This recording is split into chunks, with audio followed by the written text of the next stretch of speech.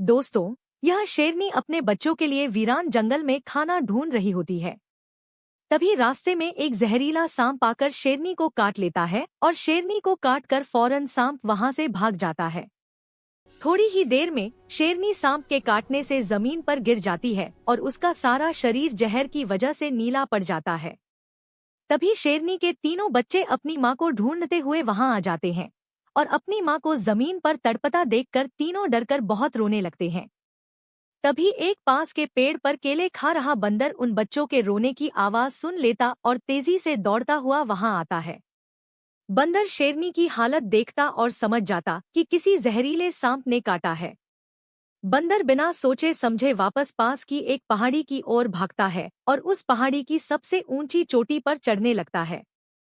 चोटी पर पहुंचते ही बंदर वहां से एक अमृत जड़ी बूटी तोड़ता और फौरन तेजी से उस जड़ी बूटी को लेकर वापस उसी जंगल की ओर दौड़ कर आता है। शेरनी के पास पहुंचते ही बंदर उसको जड़ी बूटी का पानी निचोड़कर पिला देता है। जड़ी बूटी पीते ही शेरनी होश में आने लगती और अपनी आंखें खोल लेती है। कुछ देर बाद शेरनी ठीक हो जाती और अपने बच्चों को लेकर वहां से चली जाती है। यह देखकर बंदर बहुत रोने लगता है क्योंकि किसी ने बंदर के लिए लाइक सब्सक्राइब नहीं